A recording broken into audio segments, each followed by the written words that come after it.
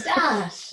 So I am actually going to focus on the discussion board task, but in a way talking about the two types of feedback that we're, assessment tasks that we're doing. In the discussion board task, we've got critical analysis and problem solving tasks.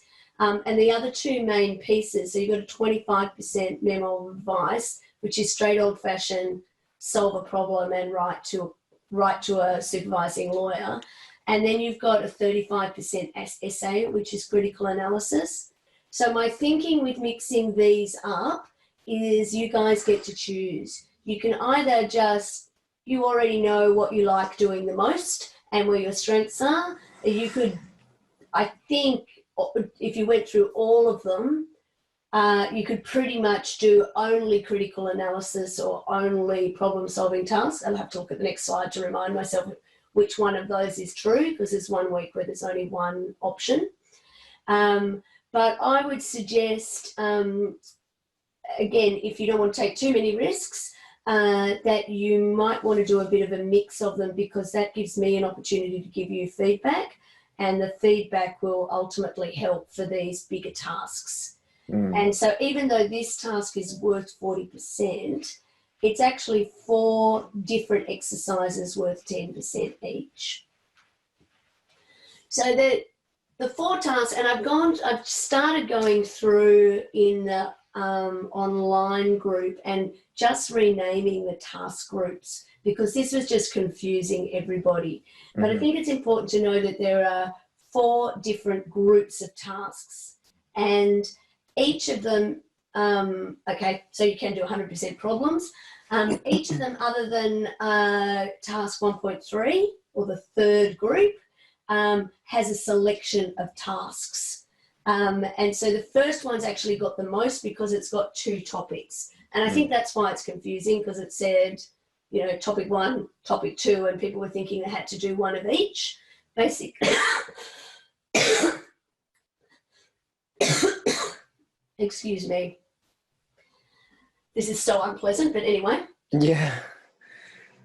It's all right. Should have put whiskey instead of tea in my cup. Would have helped. So basically, in the first group, you get to pick one. Now, if you do more than one, why you would, I don't know, but sometimes people do. I am more than happy to give you feedback on more than one, and you'll get a mark for more than one. And basically how your marking will work is it will drop your 4 lowest marks in the first one. So whatever one you do, you will get a mark for, and if the other 4 are counted as 0, those will be dropped. But if you do 2 and you get a high distinction on one and a pass on the other one, the pass, you'll get feedback, but the mark won't count.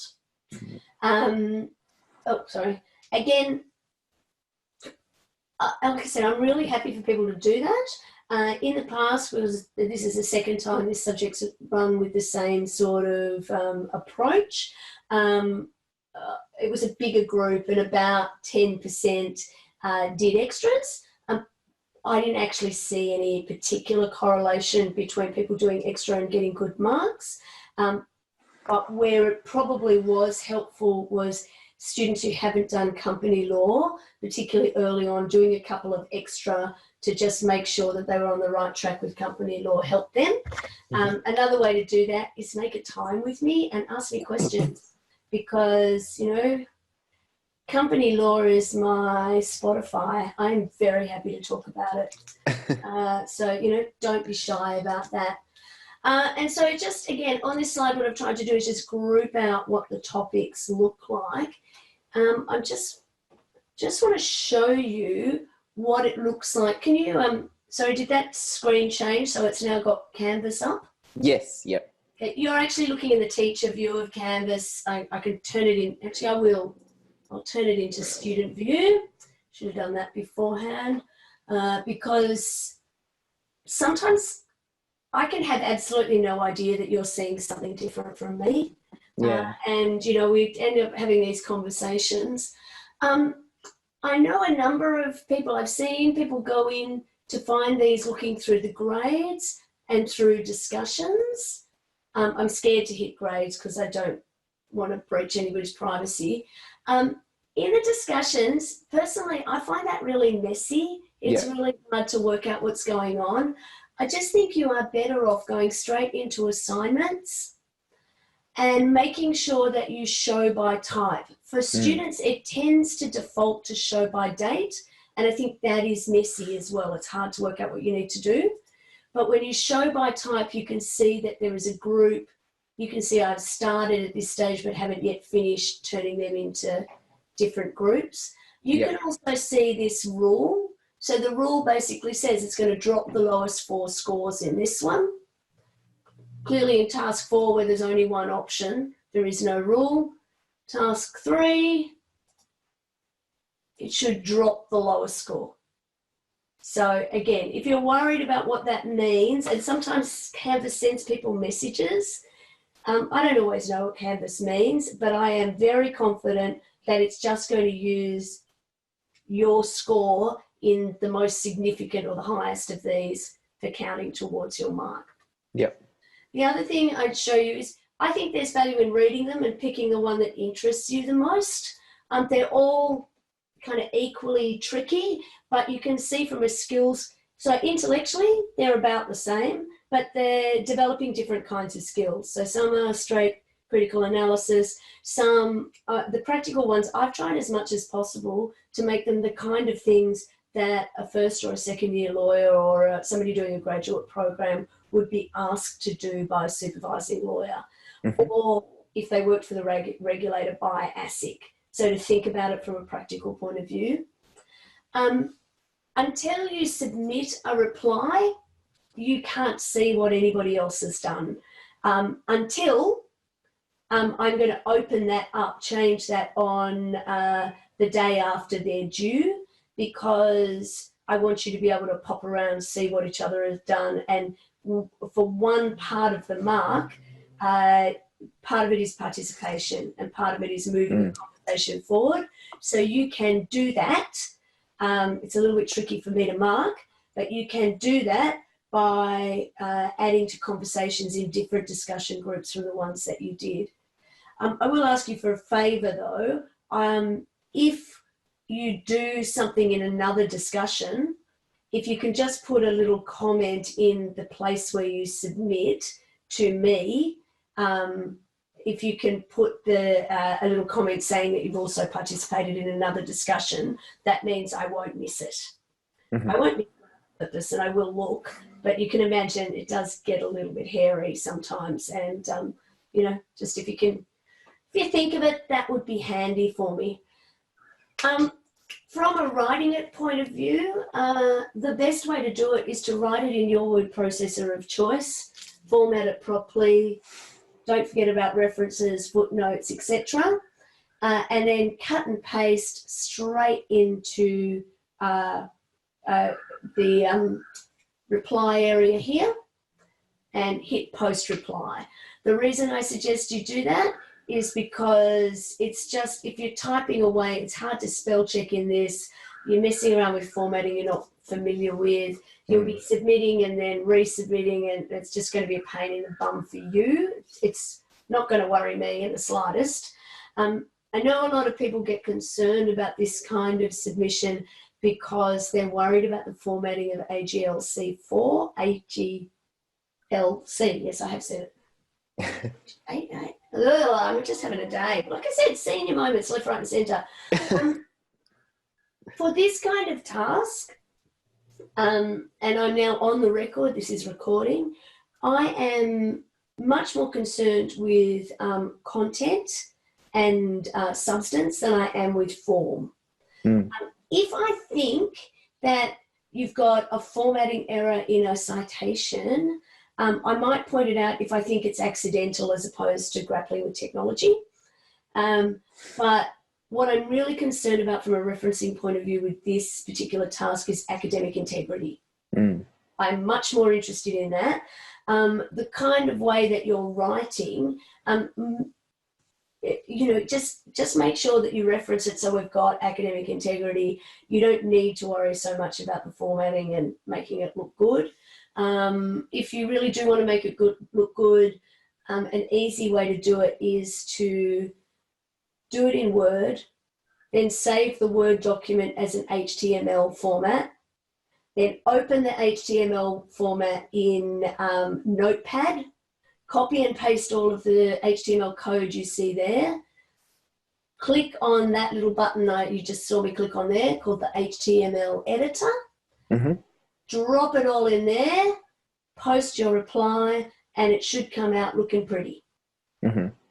But you know, you're here to learn how to be a lawyer, not how to procrastinate. And I know I can do a lot of procrastinating. That's why I know about that. And, you know, I'm pretty good with tech on the whole, and you will find lots of stupid things in the Canvas shells because, yeah, I'm pretty good with tech, but I'm better at being a lawyer than I am at being a website builder. And I'm happy about that. The other thing I want you to be really aware of is the rubric here. I'm going to talk about the rubric when I get back to the slide pack in a minute. But the easiest way to find the rubric is to just hit that drop down, those little 3 ellipses up the top.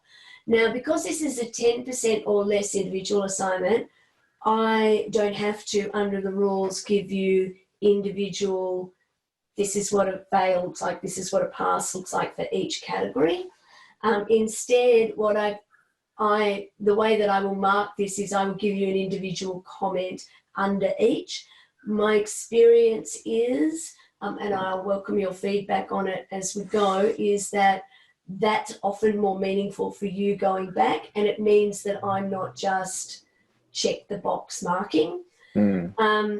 So the thing that I would suggest that you do if you're trying to think, well, I want to get an HD, so how do I make sure they're HD standards, is don't forget, and I did point this out on our very first set of slides in the intro to the course, that there are quite strong criteria for what each level of mark looks like in this course.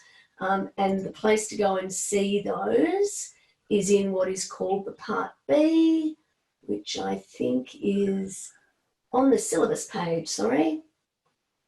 So if you click on that, you can go, that will be the, seeing I make videos for OUA, so I'm going to look at OUA. That one here that I'm pointing to will be the face-to-face one. Spoiler alert, they're pretty much identical. Clearly you have to log in, but to look at what the criteria look like, here they are. Just all in this space here. Yeah. So I think that should help you. The criteria in the rubric are the same for each. So let me just go back to the slide pack. So that rubric criteria, 15% of it goes to style and citation. So that's basically how you write and academic integrity, as we've just spoken about. Think of that as, 2.5 marks that you're going to get if you're not breaching academic integrity. And if you are breaching academic integrity, sorry, not a good day. If you do have that sort of problem, it's not only a low mark, but it's an inquiry, a black mark on your record, and do not underestimate how cranky I get when I'm wasting all of the time I need to waste on one of those. So for no other reason, just save me my time. But so think of it then as, and then 12.5 of those marks are effectively for, are you structuring the right way? Are you writing appropriate for an audience? Does your conclusion follow on from what you have said? Do your headings make sense? If you used a diagram, does it move things forward? And there's a little description. Goodness me. You would think there was whiskey in my teacup. You have spent all weekend talking though, so I can understand. Yeah, well, I have. I tried to limit it today so this wouldn't happen, but also, I've just noticed that my slide was so clever. It was supposed to say 40-40 and somehow it's come out as 41. That's like, I was thinking that's very specific. I'm not, it's not. It's supposed to be 40-40. So I will separate out. I'm actually just going to stop share and change that slide for a second because that's just bad.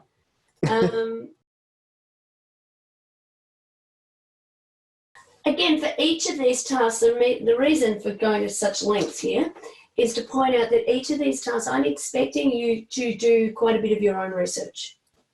Okay, it's research heavy. And so about half of it is, what did you find that's relevant? The other half is, what did you say about it? Demonstrate that you've got your personal insights and that you can make sense of it. So with problem solving, that tends to be easier. You've really gone through what I tend to call MIRAP, but the IRAC method. You've identified what the issues are, you've done the research, you've identified what the law is, you've applied the law. That sort of stuff goes to research for the most part. Application and then your conclusions go to discussion and your content or your insights. With your critical analysis, really I'm asking you to have an opinion. And I'm asking you to have an opinion about things you possibly haven't thought about ever before. But that doesn't mean that your opinion isn't valuable. And so I'm really looking for the sense making that you do. And then the last part of this is participation. And I loosely just define that is, if we are having a discussion, you move the conversation forward. So I don't think a discussion is a whole lot of people yelling stuff out and then occasionally stopping to do a thumbs up.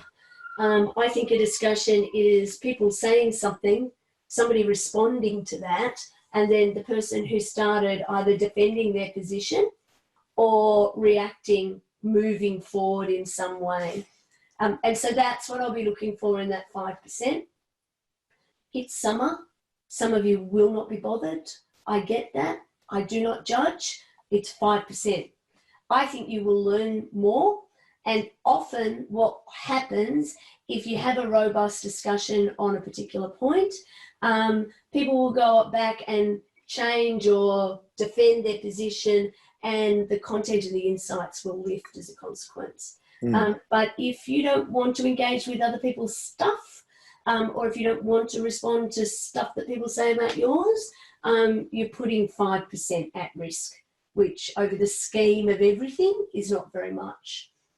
I know, well, you know, it's 5% 4 times. So yeah, it's really not very much at all.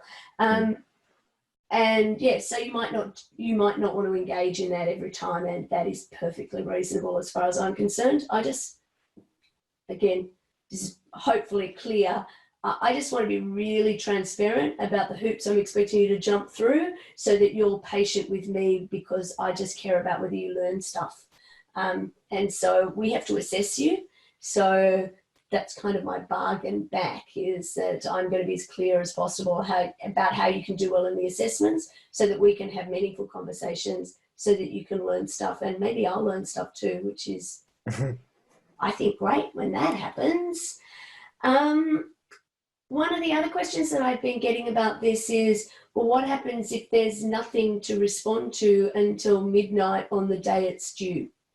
What will happen is I'm going to give you another 3 or 4 days, 3 or 4, that's a bit vague, let's say 4 days before I start marking them. So after they're due, should I say that? Yeah, no, be 3 or 4 days. 4 days, I will give you to go and have comment on other people's and move the discussion forward if you want to. And then I will start marking them. So I'll open everything up at that stage, and you can see what's in the other areas. Just on that point, yeah, can I interrupt? Sorry. Of course. So, because the first lot, I'm just looking at my calendar, the first lot is due on Sunday. That's right. Yep. So we need to have them in by the first 2 topics for 1.1 in by Sunday, and then you'll have them open till approximately the Wednesday, Thursday for the discussion. What I was actually, that's why I keep saying 3 or 4 days, because I'm flying to Cambodia, not to brag, but yes, smugly she says, I'm flying to Cambodia on the 4th. So it was my plan to mark them on the aeroplane on the way, which actually requires me to download them in a printable form and draw on them and then upload it later, because clearly I don't have Wi-Fi in the sky. Well, even if I do, I can't afford it, so that won't be happening. Yes, I will. My plan will be to mark them on Wednesday, which might not be enough time for you. I don't think that's fair, actually. It's fair on me, but I don't think it's fair on you. So let's set it right now. I will mark them on Friday. So I will set them up so they're open for you to have until midnight on Thursday night, with possibly a grace hour or two to add comments. And then you've got another one that's due, and I will set the time for that one as well. I think I need to be less vague. Hopefully that works for you. Mm-hmm. Yeah, no, because I was just stressing a little bit the fact that, because I just finished the weekend intensive and I've got till Sunday to get the first two done. Well, actually think about that too. Well, you only have to do one for Sunday, and then there's another one about a week after that from memory.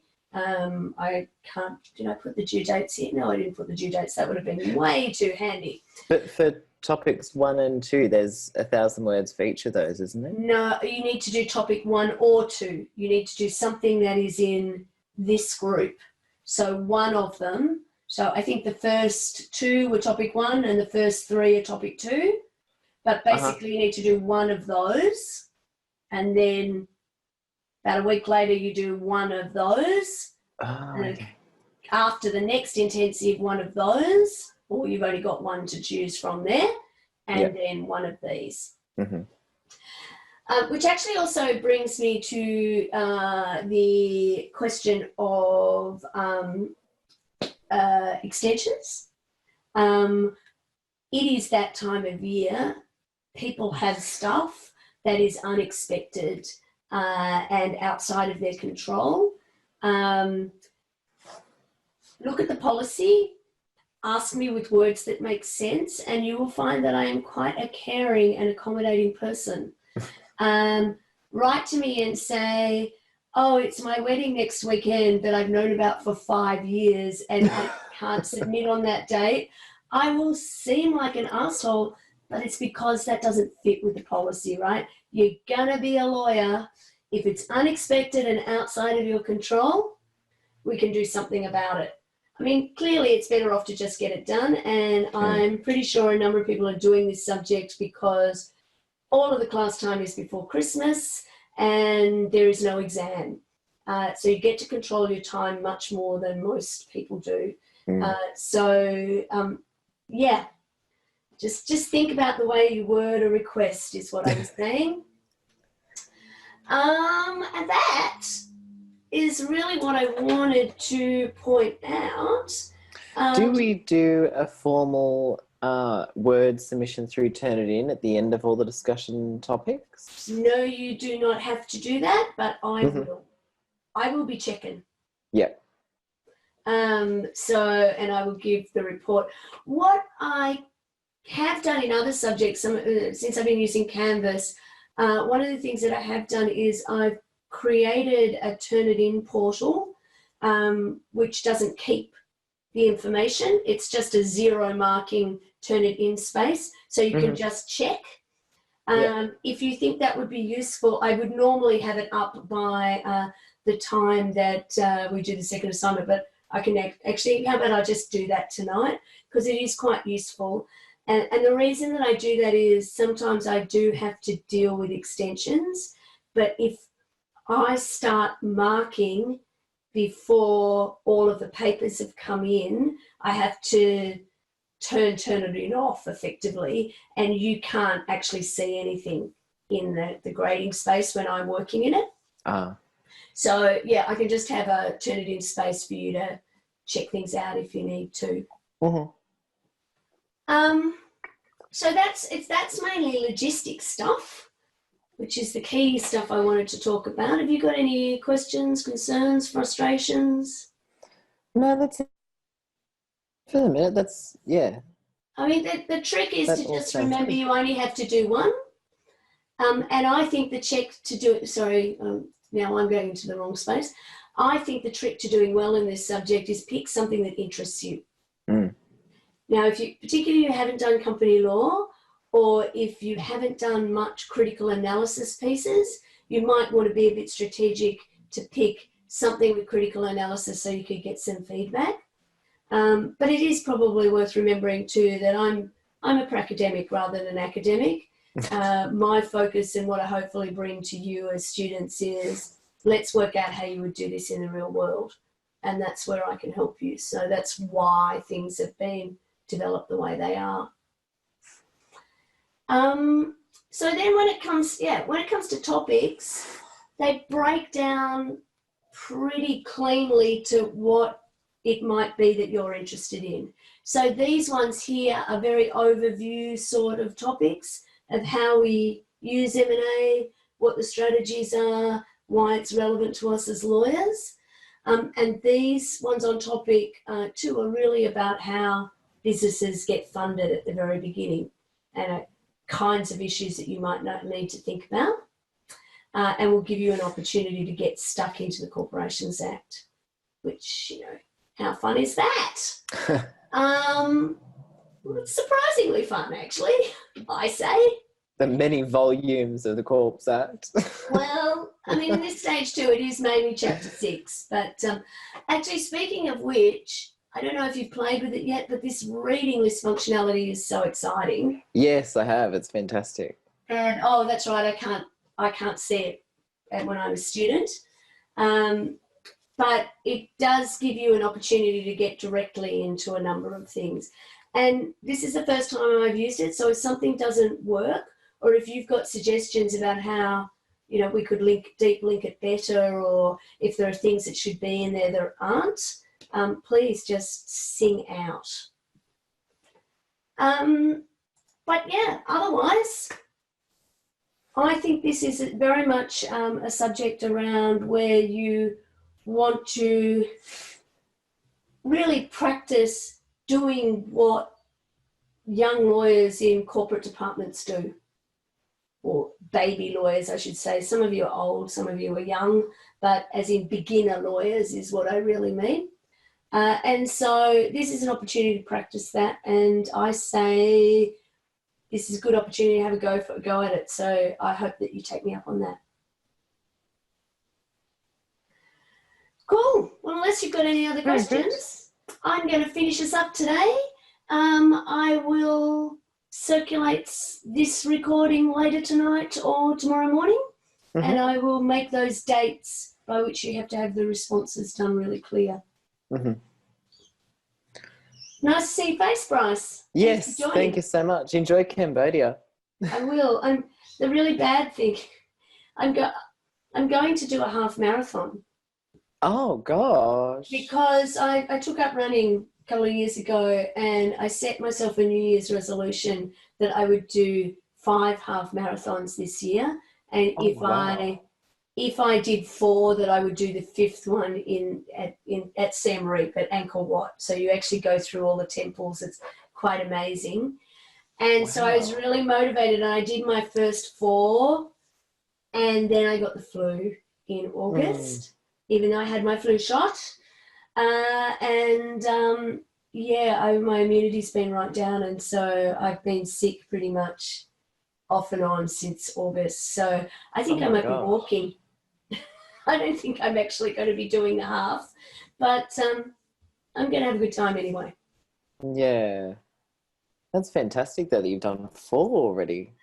Yeah, well, it's been it's a bit of a gateway drug, the old park run. Park run. Suddenly you just think you're going for a walk with some friends so you can have coffee and a cooked breakfast afterwards, and next thing you're going overseas to do a half marathon. Yeah. Not a lot I can say. Anyway, thank you for your time and joining me. Thank you. Really, seriously, just sing out if I can help along the way, because it's hard work studying by yourself and just listening to me prattle on all the time. So do feel free to ask questions.